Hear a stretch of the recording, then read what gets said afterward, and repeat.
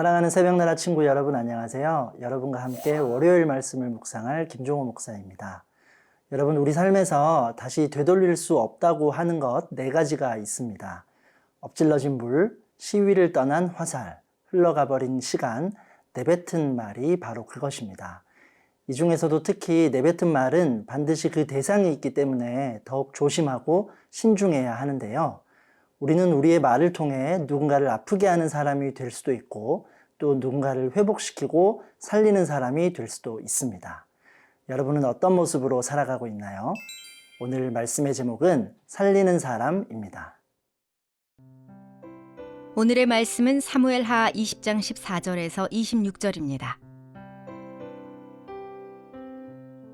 세바는 온 이스라엘의 지파를 두루 다니다가 아벨과 벳마아가와 베림 온 땅에 이르게 됐습니다.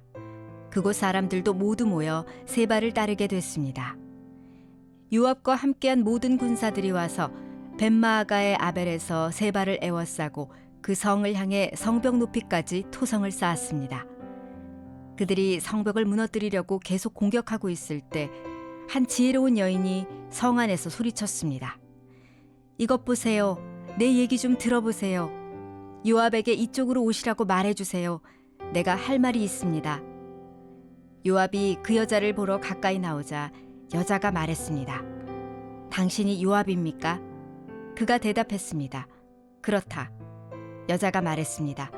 당신의 여종이 하는 말을 잘 들어보세요. 그가 말했습니다. 어디 들어보자.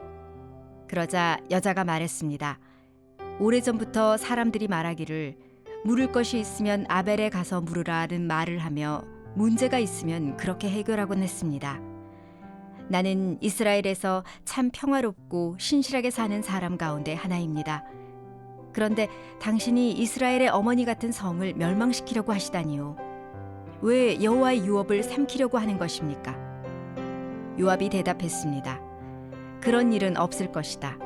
내가 집어삼키거나 멸망시키는 일은 결코 없을 것이다. 오해일 뿐이다. 에브라임 산지에서 온 비그리의 아들 세바라는 사람이 왕, 곧 다윗을 대항해 반기를 들었기 때문이다. 그 한 사람만 넘겨주면 내가 이 성에서 물러나겠다. 여인이 요압에게 말했습니다. 그 사람의 머리를 성벽 너머로 당신께 던져드리겠습니다. 그러고 나서 그 여인이 온 백성들에게 나가 지혜로운 말로 설득하자 성 안의 백성들이 비그리의 아들 세바의 목을 잘라 요압에게 던져주었습니다. 그리하여 요압이 나팔을 불자 군사들은 성에서 떠나 흩어져 각자 자기 장막으로 돌아갔습니다. 요압은 예루살렘에 있는 다윗 왕께 돌아왔습니다. 요압은 이스라엘의 모든 군대를 이끌게 됐고 여호야다의 아들 브나야는 그렛 사람들과 블렛 사람들을 다스리게 됐습니다. 아도니람은 감독관이 됐고 아힐룻의 아들 여호사밧은 역사를 기록하는 사람이 됐으며 스와는 서기관이 됐으며 사독과 아비아달은 제사장이 됐습니다. 야일 사람 이라는 다윗의 중요한 신하가 됐습니다. 어제 큐티에서 우리는 세바라는 사람이 다윗 왕에게 반기를 든 모습을 함께 살펴보았습니다. 반란을 일으킨 세바는 군사를 모아 아벨로 가게 되었고 요압은 아벨 성벽을 부수고 세바를 찾아내고자 합니다. 오늘 본문 14절 15절 말씀입니다. 세바는 온 이스라엘의 지파를 두루 다니다가 아벨과 벳마아가와 베림 온 땅에 이르게 됐습니다. 그곳 사람들도 모두 모여 세바를 따르게 됐습니다. 요압과 함께한 모든 군사들이 와서 벳마아가의 아벨에서 세바를 에워싸고 그 성을 향해 성벽 높이까지 토성을 쌓았습니다. 요압이 이끄는 군대는 평화적인 방법을 고려하지 않고 무력에만 의존하는 방식으로 이 일을 처리하고자 합니다. 아벨성을 에워싸고 그 성을 향해 토성을 쌓아 무너뜨리고자 한 것이죠. 세바가 일으킨 어리석은 반란과 요압 또한 이를 혹독하게 진압하려고 하면서 이 과정으로 인해 양쪽 모두 인명과 재산에 큰 피해가 발생할 것이 분명해 보입니다. 그때 성읍에서 지혜로운 한 여인이 등장합니다. 성경은 이 여인을 그저 지혜로운 여인이로고만 소개하고 있는데 그녀는 요압에게 말할 기회를 청하며 자신의 말을 들어달라고 호소합니다. 이 여인은 요압에게 아벨이 지혜와 전통이 있는 도시이며 또한 화평하고 충성된 곳임을 말합니다. 그리고 이렇게 이스라엘을 지혜로 교육하는 곳이자 하나님의 유업이 되는 이 성을 왜 멸하려 하느냐고 묻습니다. 지혜로운 여인은 아벨성의 가치에 대해 설명하며 아벨을 파괴하는 것이 하나님의 기업을 삼키는 행위라고 말합니다. 세바 한 사람을 잡기 위해 아벨성 전체를 무너뜨리려는 요압의 무자비하고 무모한 생각을 하나님의 지혜로 막고자 하고 있는 것이죠. 전쟁을 하다 보면 분노에 휩싸여 자신들의 목적을 잊어버리고 다른 것이 앞서게 되는 경우가 있는데요. 사실 요압도 그가 잡아야 하는 것은 세바 한 사람이었지만 맹목적인 적개심과 공명심으로 어떻게든 성 전체를 점령하겠다는 생각을 하고 있었을 수 있습니다. 여러분, 우리도 일상에서 어떤 일이나 문제에 대한 분명한 목적의식과 또 본질을 정확하게 판단할 수 있는 하나님의 지혜가 필요합니다. 나의 감정과 욕심을 앞세울 때 우리는 잘못된 판단을 할 수 있게 되고 세바나 요압처럼 어리석은 선택을 하게 될 수 있기 때문입니다. 사랑하는 새벽나라 친구들, 요즘 나에게 하나님의 지혜로 바라보는 것이 필요한 어떤 일이나 문제가 있나요?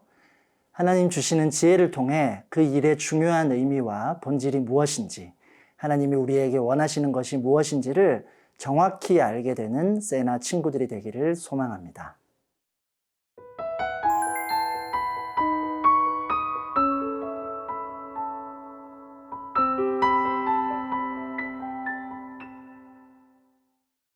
요압은 지혜로운 여인의 말을 듣습니다. 다윗의 명령을 무시하고 압살롬과 아마사를 죽였던 요압이 이제 지혜로운 여인의 말을 듣고 방향을 바꾸게 됩니다.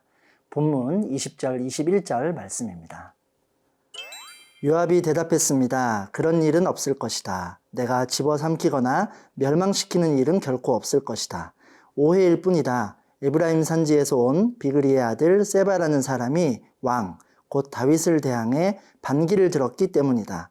그 한 사람만 넘겨주면 내가 이 성에서 물러나겠다. 여인이 요압에게 말했습니다. 그 사람의 머리를 성벽 너머로 당신께 던져드리겠습니다. 요압은 이 전쟁의 목적이 무엇인지 깨닫게 되었습니다. 그 성읍을 삼키거나 멸하는 것이 아니라 왕을 대적한 세바를 잡으려고 했던 그 목적을 상기하게 됩니다. 요압은 결국 아벨성을 공격하지 않고 문제를 해결할 수 있는 타협안을 제시하는데요.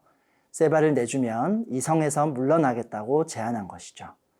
요압의 말을 받아들인 여인은 자신의 모든 지혜를 동원해 반란에 동참했던 사람들과 이를 지지하는 성 안의 사람들을 설득했습니다. 그리고 마침내 세바의 머리를 요압에게 던져주게 되었고 요압은 예루살렘으로 돌아갔습니다. 이렇게 세바의 반란은 큰 피해 없이 진압되었습니다. 지혜로운 여인의 역할이 없었다면 이스라엘은 동족상잔의 비극을 맞이할 수밖에 없었겠지요. 이스라엘을 부추겨 반란을 일으켰던 세바는 허망한 최후를 맞이하게 되었고 그를 따르던 무리도 모두 흩어지게 되었습니다.